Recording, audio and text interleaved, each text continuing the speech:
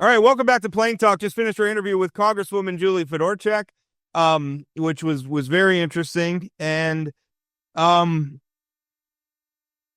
I don't know. I mean, it feels like a lot of this debate right now is not ideological. I mean, we can have a fight over are we paying? I don't. I will say, Zach, when you were asking about and sort of the argument that there's no way that these funds are going to illegal immigrants.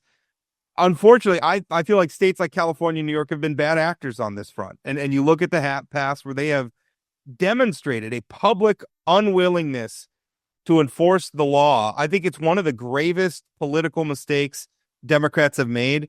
I think it's central to the rise of Donald Trump and the position that Democrats are in now. And continuing to die on that hill, I think is a terrible mistake for them.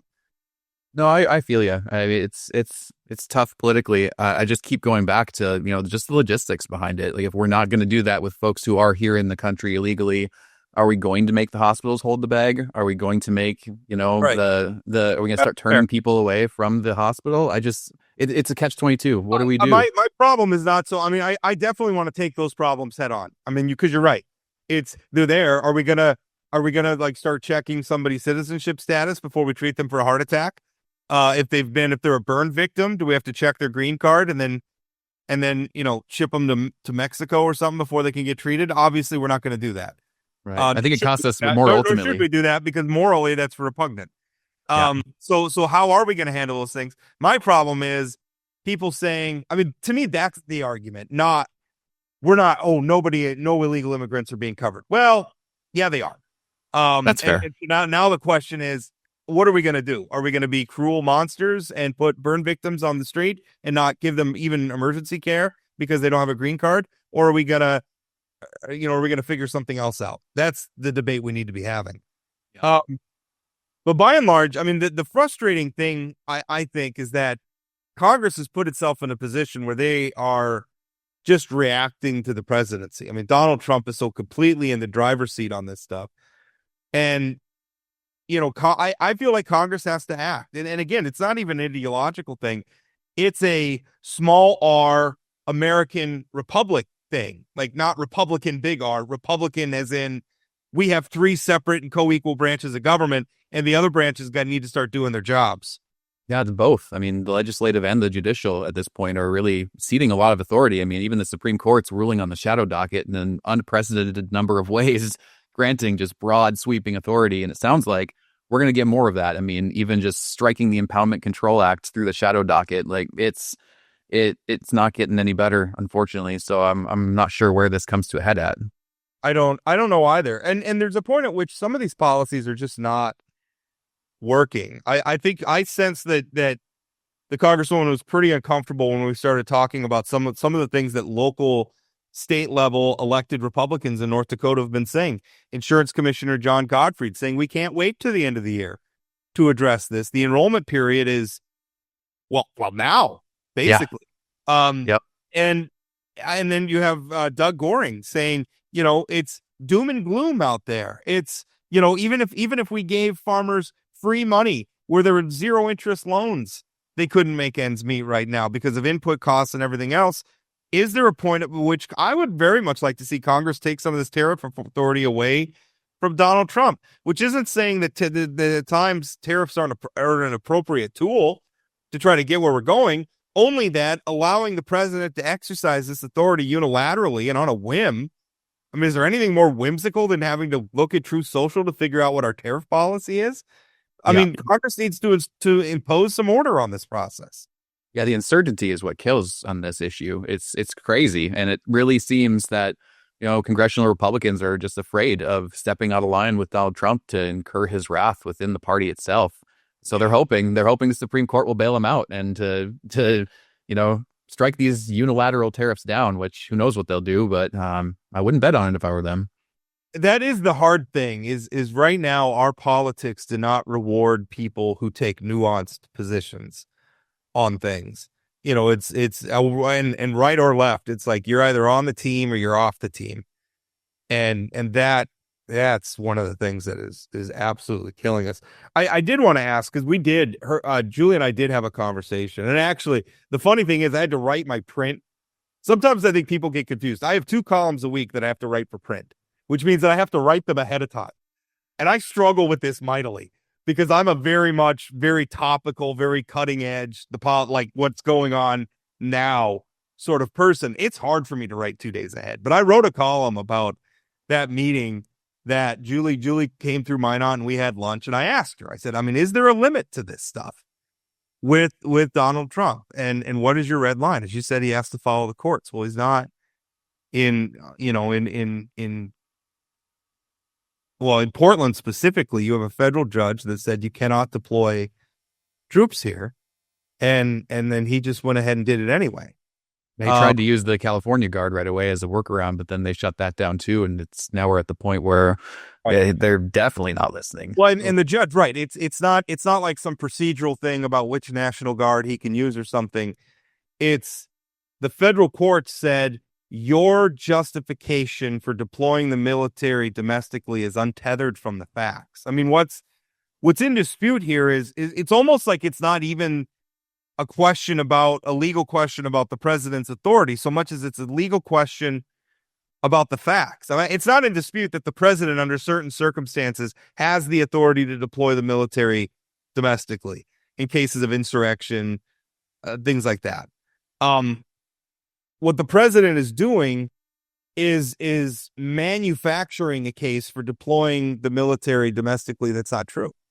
Yep. It's facts on the ground. He's manufactured not just in Portland, but in Chicago and Washington, D.C. Washington, D.C. is a little bit of a weird situation because they're a federal district, but certainly in the states, California, he's manufacturing the justification for this, and the courts are saying, well, so far, some of the courts are saying no. But you know what really surprised about me about this, Jack, is all the years I can remember, conservatives warning about this sort of thing, warning about the domestic use of law enforcement. I remember all the wild conspiracy theories about what Barack Obama was going to do with FEMA and taking things over. And now it's Trump supporters just completely acquiescing to the idea that Donald Trump has these unlimited powers to use the military domestically.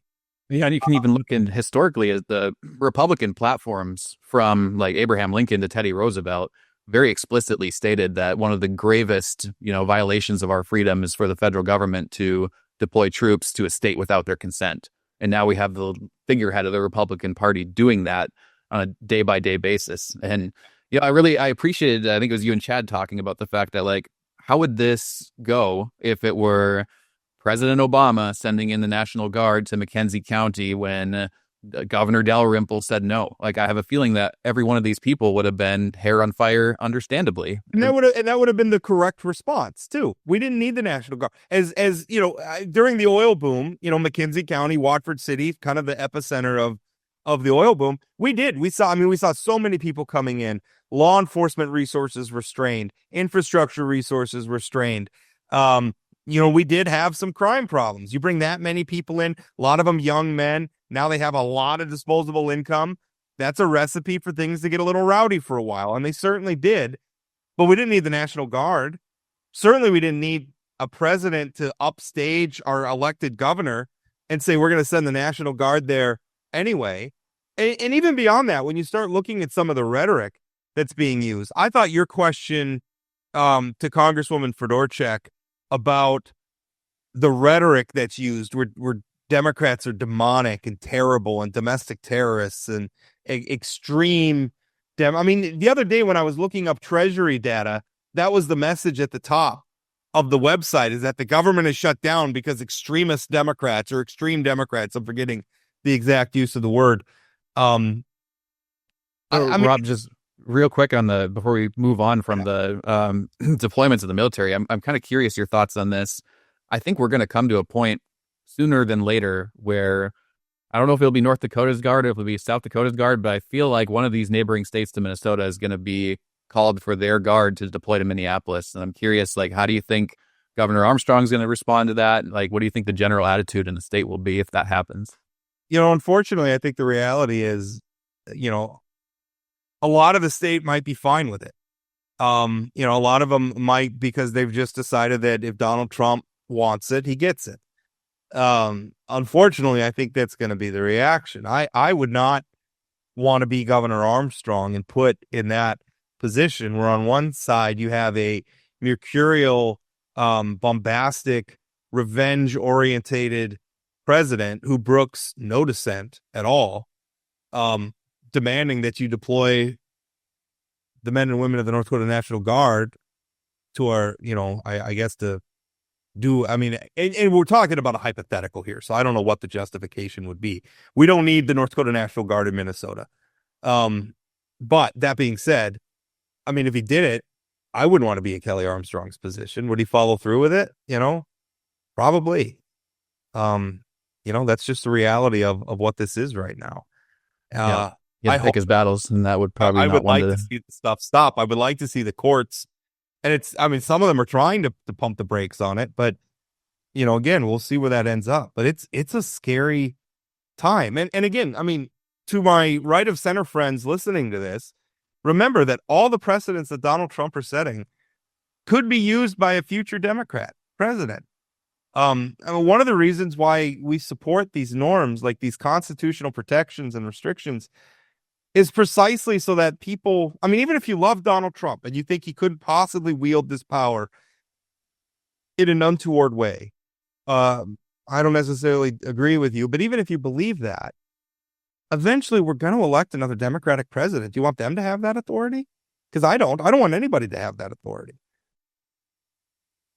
Yeah, I don't even know what to say. It's a difficult time right now in that regard. So, I mean, all we can hope is that one of the checks and balances kicks in when it really needs to, because so far, no good. I will say in one place where my mind has been going with some of this is the way that Democrats played politics with this sort of thing. Not exactly this sort of thing, but sort of in the same policy milieu, when the Dakota Access Pipeline protests were going on and North Dakota law enforcement was overwhelmed, and our state put out a call for assistance to other states to send law enforcement in so that we could cycle them in and help control that situation down there, which I think everyone can agree was spiraling out of control at times. And we saw Democratic leaders, including then Governor Mark Dayton of Minnesota, refuse to send help. I thought that was such a terrible thing. And I think people remember that. And it doesn't justify anything what Donald Trump is doing now. That doesn't make it okay. But we've been doing this thing where we politicize these things for a while. And there's plenty of dirty hands to go around. And every new red line that we cross, like every escalation in this, just makes it worse. And then each one justifies it, says, well, you did this, so now we can do this. It's got to stop. Yep. Somebody has to be the one to stop it. Yeah, I agree. It's like it escalates over time, and we're reaching the apex here. So, I mean, we're gonna see.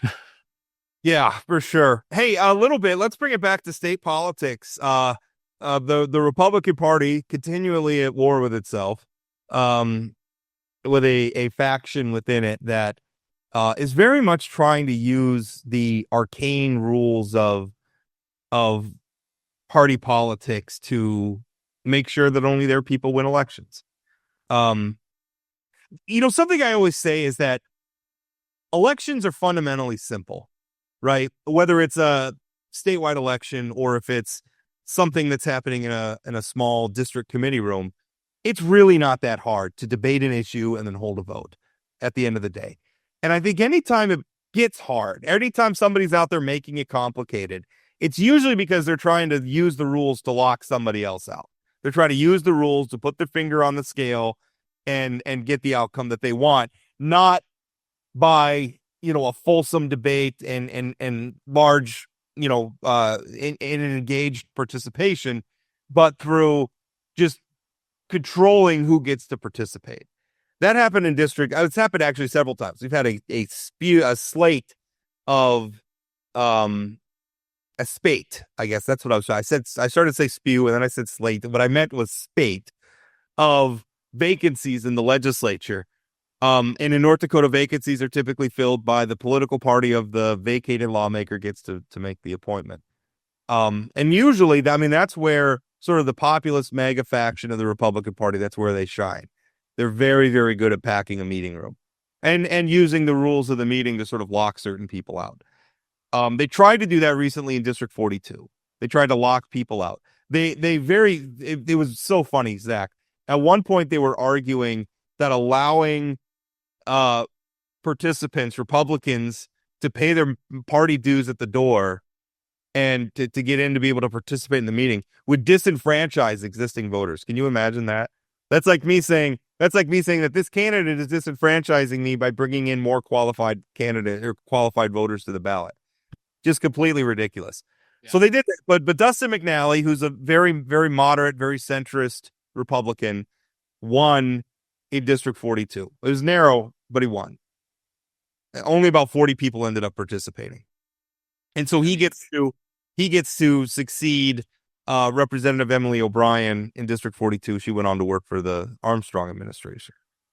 But now, having lost that, now they have petitioners in District 42 going around saying, not enough people participated now. Now we want to hold a vote. And so they're trying to collect signatures to force a special election, which the process for that, I think they have to collect around 650 signatures. Then it goes to the governor, and the governor gets to decide when there's going to be a special election. He could decide just to do it on the June. I don't know what the governor's going to do. I haven't talked to him about this at all. He could decide to do it on the June primary. I suspect that would be very likely. Why make the taxpayers pay for an election when we have one coming up here shortly?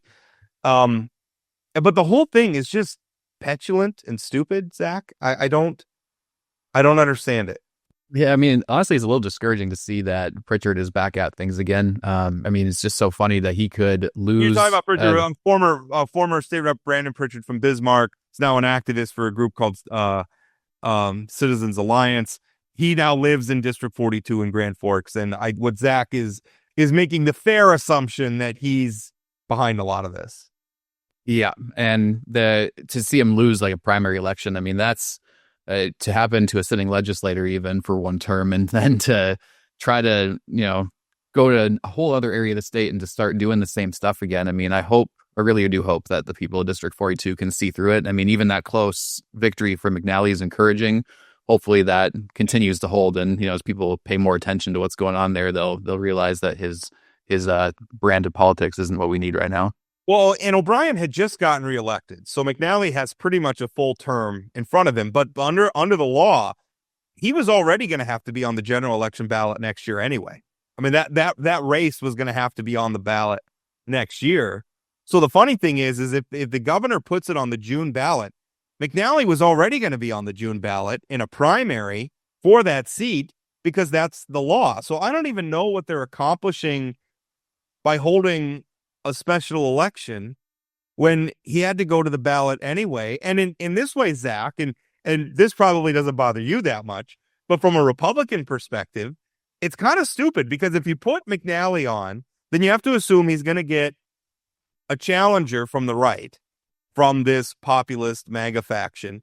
So you have two Republicans on the ballot, but it's not just an election for Republicans. Democrats get to participate too, and libertarians and independent candidates, whoever else wants to participate, they can put a candidate on the ballot too. And so potentially what you're going to have two Republicans squaring off and one Democrat. So you have two Republicans splitting the Republican vote in a district that historically has been kind of purple.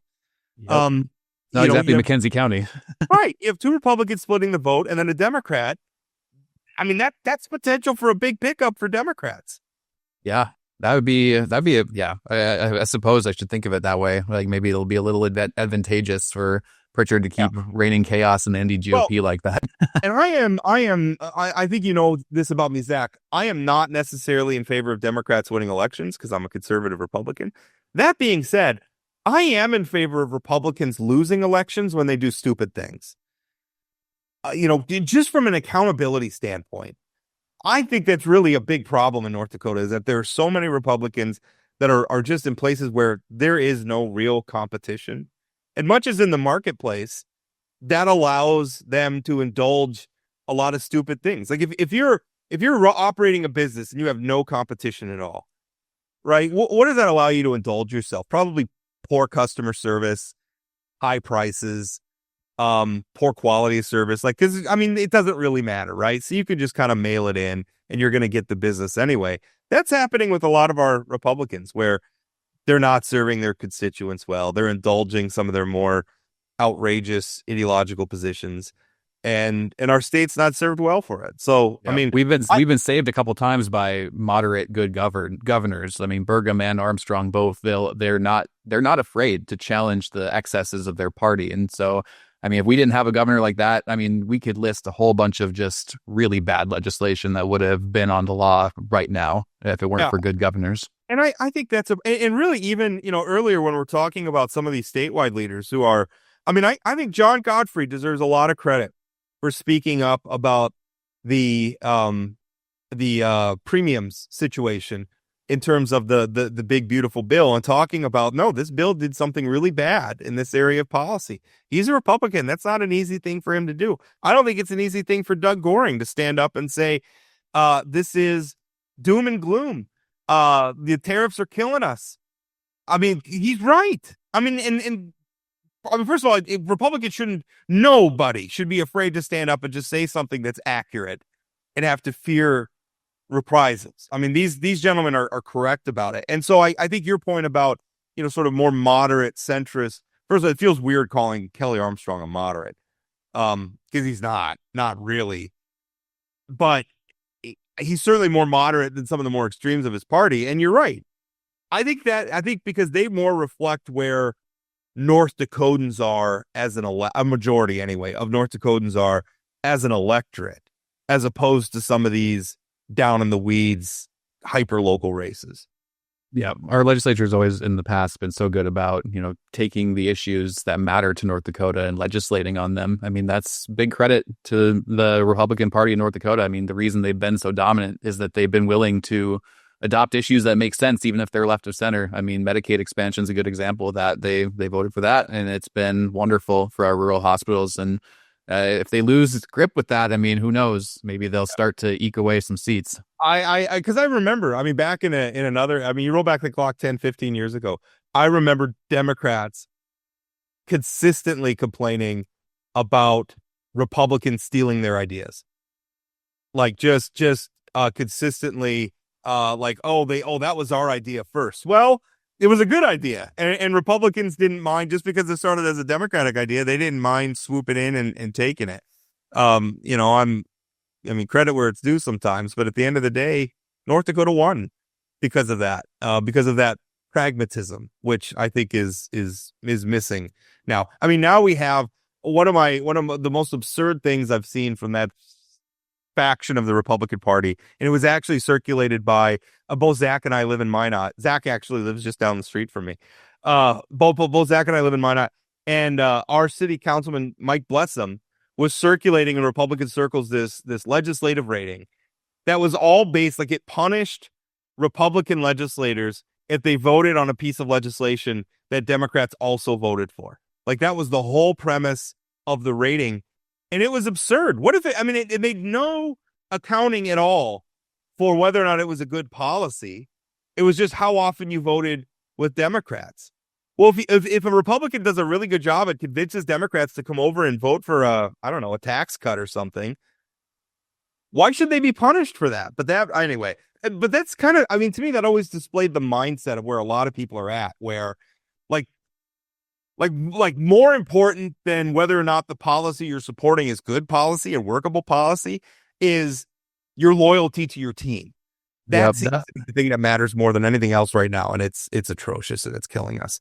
Yeah, that hyper partisanship it's a bit of a dismay for sure. And I moved to Minot in 2016, and I've seen some wonderful things happen in the city, and a lot of it's because we have just had normal, competent individuals who care about their communities, making investments where it makes sense, making cuts where it makes sense. And unfortunately, Minot's going in the wrong direction there, and that hyper tribalism of the Blessum, Fuller, Samuelson. I'm not confident that's going to get us somewhere good. I just wrote that faction had a not so good council meeting last night. So that was a little fun to watch. And it is funny to me sometimes to watch these guys railing about ideology. Like, what's the ideology of fixing a pothole, for crying out loud, right? I mean, what's the ideology of plowing the roads? I'm all for like, hey, what's the efficient way to do it and what's the cost effective way to do it. I'm all for those debates, but it's like, at the end of the day, I mean, that's really where the rubber meets the road. So maybe one day we joke all the time on the podcast about my just plow the damn roads party. Maybe Zach, you want to join up one day? We'll get some candidates on the ballot. The And big one I say is I like my toilet flushing. That's the one I really appreciate. Clean water, plumbing that works, declare war on potholes, right? Keep the snow off the roads. This stuff ain't complicated, especially at the local level. All right, we're gonna go there. Hey, coming up on the Friday show, we're gonna have Chris Jones on to talk about some of this health policy stuff that's coming down from the federal level, is certainly impacting us locally. By the way, I'm also working on getting somebody on from the North Dakota Hospital Association. We're in negotiations to get somebody on. I make that sound like that's very, we're working on the schedule to get somebody on the show. When we had Insurance Commissioner John Gottfried on, he was pretty rough on hospitals and some of the price disparities that they're charging and some of the weirdness. Obviously, we want to bring on the other side and let them have a say as well. But Chris Jones is going to be on tomorrow. He's the former commissioner of the North Dakota Department of Health and Human Services under Doug Burgum.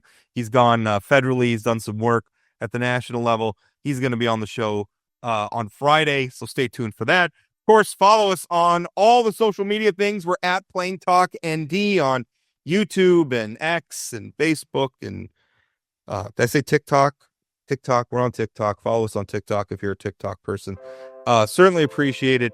Thanks for listening as always, and we'll talk again. That's it for today on Plain Talk, the voice of North Dakota politics. Plain Talk is a production of Forum Communications Company. Got a question, comment, or suggestion? Leave us a voicemail or send us a text message at 701-587-3141. That's 701-587-3141. If you haven't subscribed to Plain Talk yet, you can find us on YouTube or your favorite podcast platform like Spotify or Apple Podcasts. For those of you who are already hooked, give us a rating or review. And don't forget to share or tell a friend. Special thanks to my co-host Chad Oban, and from myself and everyone at Plain Talk, thanks for listening.